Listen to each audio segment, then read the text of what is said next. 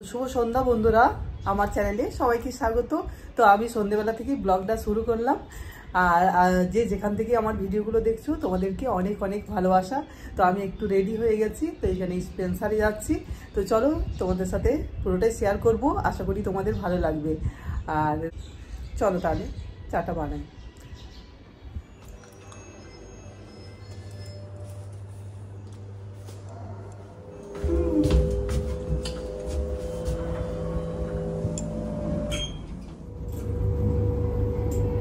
চলো, বেশ গরম পড়েছে, এখন আসতে দেরি হবে, অনেকগুলো জিনিস নেবো তো।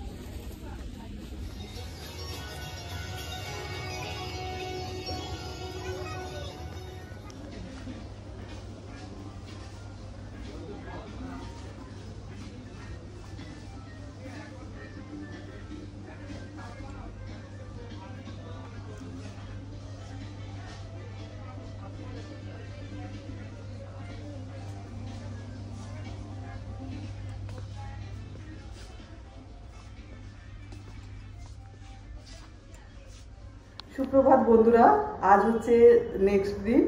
আর কাল আমি স্পেন্সার থেকে সব গ্রোসারি আইটেমগুলো নিয়ে এসেছি, ওগুলো সব সাজিয়ে রাখতে হবে। তো সাজিয়ে বলতে মানে গুছিয়ে যেখানে যেখানে রাখার, দেখি একটা টাইম বের করে, অনেকটাই টাইম চাই, তো একটু টাইম বের করে তাড়াতাড়ি রান্না করে আর তারপরে রাখবো। তো চলো, ব্লগটা আজকে সকাল থেকে শুরু করলাম। কাল তো ওইটুকু ব্লগ বানিয়েছি, ভাবলাম যে পুরো রাত্রে বানাবো, কি জানি বানানো হয়নি। আর এখন সকাল থেকে চলো দেখি আমি কতটা ব্লগ বানাচ্ছি, আর তারপরে তোমাদের আশা করি তোমাদের ভালো লাগবে। তো চলো ব্লগটা শুরু করি, এখন একটু এক্সারসাইজ করি আর তারপরে খাবো, চা খাবো। একটু চা, ওই একটু গরম জল দিয়ে, ডাইজেস্টিভ বিস্কিট, যে পায়রা পাখিগুলো সব আসছে। চলো তাহলে, এই দেখো এখানে রাখা আছে। এরপর দেখি কখন সাজিয়ে কখন গুছিয়ে রাখি জিনিসগুলো। এখন বন্ধুরা ভেজ ডাল করলাম, ক্যারি পাতা দিয়ে, ওটা ছকে দিলাম কারি পাতা আর শুকনো লঙ্কা দিয়ে। আর এখন পোস্ত বানাবো। তো পোস্তটা আজকে আলু পোস্ত হবে। এই যে আলু ডুমো ডুমো করে কেটেছি, আর ভাবছি প্রায় দিনই মানে যখন পোস্তটা বানাই তখন আমি তেল না দিয়েই বানাই। তো সেটাই ভাবলাম চলো তোমাদের সাথে শেয়ার করবো। তেল না দিয়েই এই যে কড়াইয়ের মধ্যে দিয়ে দিলাম পোস্ত। তো এমনিতেই আলু পোস্ত বেশ খেতে ভালো লাগে, আর তেল না দিয়েও যে টেস্টটা কোনো আলাদা হয় সেটা না, একই রকম টেস্টটা থাকে জানো বন্ধুরা। তো আমি যতটা পারি তেলটা একটু কম খাওয়ার চেষ্টা করি, তো ওই জন্য আলু পোস্ত। তারপরে কোনদিন ওই মুসুর ডাল সেদ্ধ বানালাম, তো বেশ সুন্দর। নুন দিয়ে দিলাম আর কি, আর পরিমাণ মতো জল দিয়ে সেদ্ধ করতে দিচ্ছি। আর এই পোস্তটা একটু ঝাল ঝাল করলে বেশ সুন্দর হয়।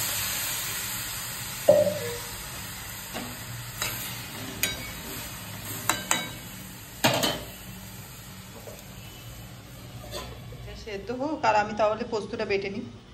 এই দেখো বন্ধুরা, পোস্ত বাটা হয়ে গেছে।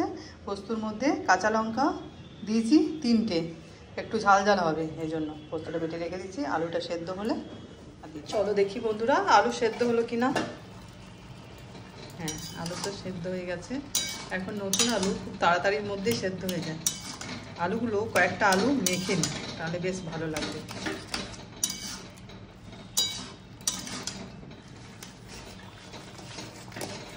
এই দেখো বন্ধুরা, আলুগুলো মেখে নিয়েছি। এরপর গ্যাসের ফ্লেমটা একেবারে কম করে আর পোস্ত দিয়ে দিচ্ছি।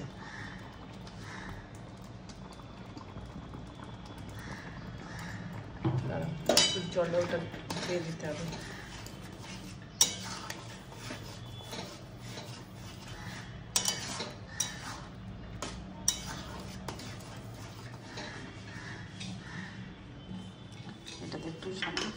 জল দিতে।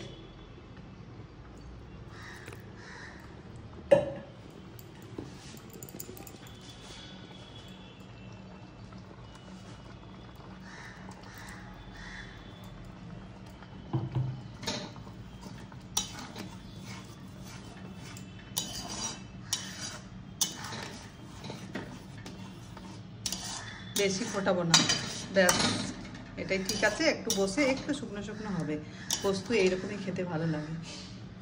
আর দুটো কাঁচা লঙ্কা দিয়ে দিচ্ছি, ব্যাস দেখতে বেশ ভালো লাগছে। তো চলো বন্ধুরা, হয়ে গেছে পোস্ত। এরপর নিম পাতা কয়েকটা ভাজবো।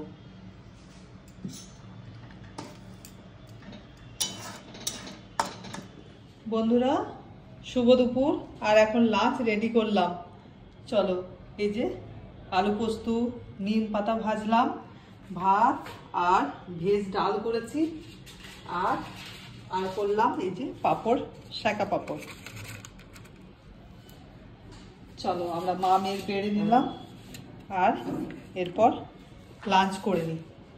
এই পাঁপড়গুলো না খুব সুন্দর, অনেকবারই খাওয়া হয়, মানে এক প্যাকেট পুরো শেষ হলো। এই মাসের বাজারগুলো যেগুলো নিয়ে এলাম মান্থলি বাজারে, তো এইবারও নিয়ে এসেছি, সেগুলোই গুছিয়ে রাখলাম। সেই জন্য তোমাদের সাথে আজ ভালোভাবে ভিডিও বানানো হয়নি, তো সেই জন্য এইটুকু ভিডিও হলো আজ মিনি ব্লগের মতো। তো তোমাদেরকে সেটাই শেয়ার করলাম, আর অনেক কিছু কাজ করলাম। তো চলো আমরা এখন লাঞ্চ করি, আর ভিডিওটা আমি এখানেই শেষ করছি।